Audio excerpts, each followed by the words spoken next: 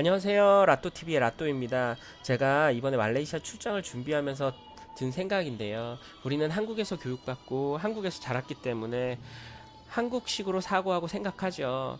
근데 이민을 간다거나 유학을 준비할 때는 현지에 대한 문화, 아니면 현지에 대한 생각을 조금은 부족하게 알고 가시는 분들이 많이 계신 것 같아요. 그래서 그게 조금은 안타까워서 이번 동영상을 준비하게 되었고요.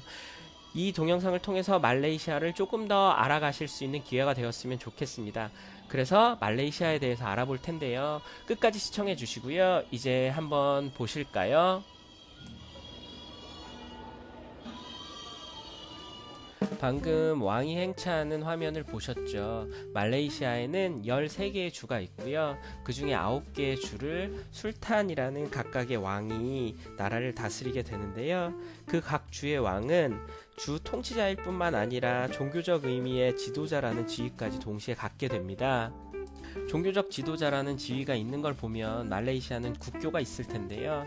국교는 여러분들이 아시는 것처럼 이슬람교이고요. 모든 국가의 행사는 이슬람식 기도로 시작하게 됩니다. 하지만 국교가 이슬람이라고 해서 모든 국민이 무슬림은 아니고요. 여기서 잠깐 말레이시아의 인구 구성을 살펴봐야 이해가 가실 텐데요. 말레이시아는 말레이계 60%, 중국계 25%, 인도계 7%, 기타 민족이 약 8%의 분포를 보이고 있습니다. 그래서 종교의 자유가 있는 국가인데요.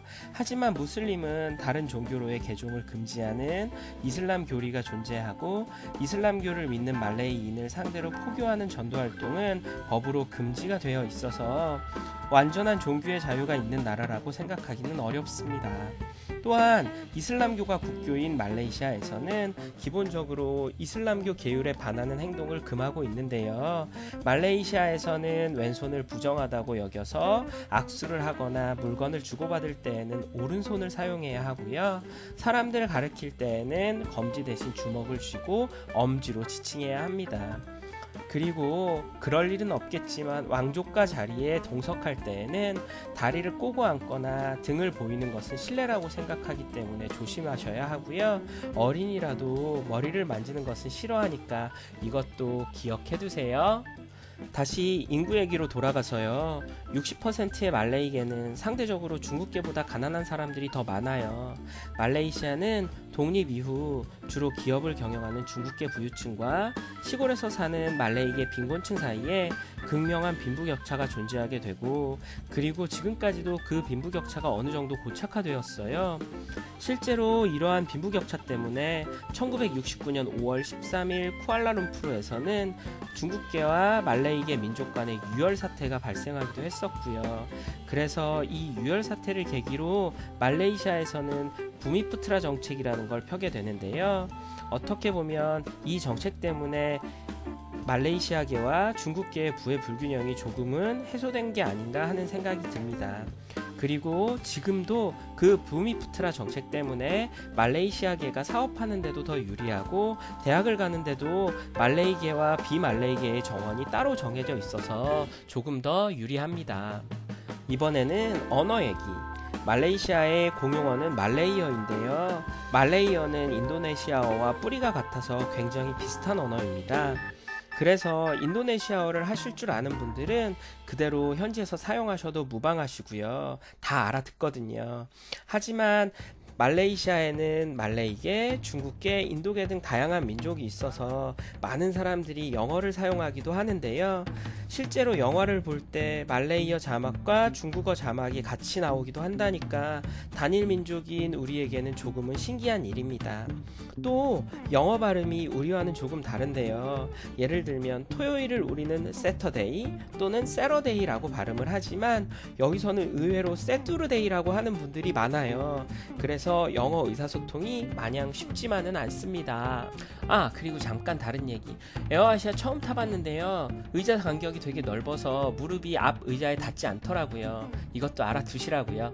다음은 우리가 궁금해하는 학교 얘기인데요. 말레이시아의 학제 구성은 초등학교 6년, 중등학교 5년, 대입준비과정 2년, 대학교 3, 4년으로 이루어져 있습니다. 11학년을 수료하면 O 레벨 테스트를 보고 이를 통과하면 컬리지를 진학해서 A레벨 테스트를 준비한 후 대학에 진학하게 되는데요. 다만 13학년까지 가르치는 국제학교에서는 A레벨을 가르치기도 한다네요. A레벨 테스트는 꽤 어렵다고 하더라고요. 전국에 대학이 20개 정도밖에 없어서 대학을 진학하는 게 쉽지도 않고 말레이시아도 요즘 취업난으로 컬리지만 졸업해서는 취업도 쉽지 않다는 걸 보니 세상살이가 어려운 것이 우리만의 얘기는 아닌가 봅니다. 이제 제일 궁금해하실 국제학교. 먼저 비용이 저렴한 편인 곳은 대략 월 50만원에서 100만원 정도를 생각하시면 되는데요. 이곳은 원어민 비율이 20% 정도이고 한국 아이들 비율도 20에서 30% 정도입니다. 두 번째, 한국 어머님들이 제일 선호하시는 중간 정도의 비용이 소요되는 월 평균 100만원에서 150만원 사이 학교들은 원어민 비율 50% 전후이고요. 한국 아이들은 보통 20에서 30% 정도입니다. 보통은 가성비가 제일 좋다고 생각하셔서 한국 어머님들이 여기를 제일 선호하시고요. 하지만 이 퍼센테이지는 통계적인 얘기이기 때문에 너무 크게 마음 갖지 마시고요. 왜냐하면 ISP나 텐비 같은 학교는 한국 아이들이 40에서 50% 정도 되기 때문에 현지에 꼭 오셔서 상담하시고 결정하시는 게 좋을 거예요. 그리고 마지막, 제일 좋은 학교. 왜 이렇게 얘기하냐면요, 말레이시아는 보통 학비가 비싼 곳을 좋은 학교라고 얘기하기 때문이에요. BSKL, 가든, ISKL과 같은 학교는 보통 학비가 월 250만원에서 300만원 사이인데요.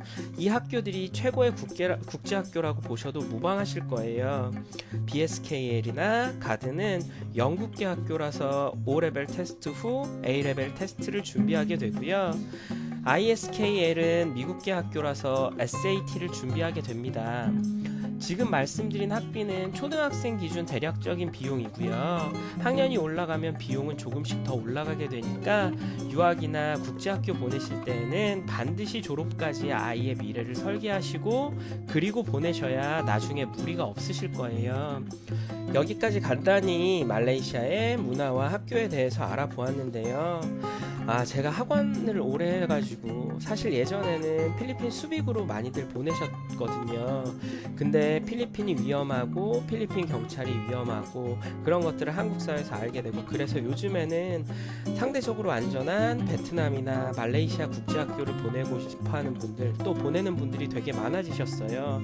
실제로 언어만 배우고 와도 말레이시아는 중국어, 말레이어 다 1억 명이 넘는 사람들이 쓰는 언어이기 때문에 그거 언어만 배워와도 사실은 남는 장사고, 베트남도 마찬가지죠. 베트남 무역하는 회사들이 많기 때문에 언어만 배워와도 아주 훌륭한 상황이 되니까 그쪽으로 보내시는 분들이 많은 것 같아요.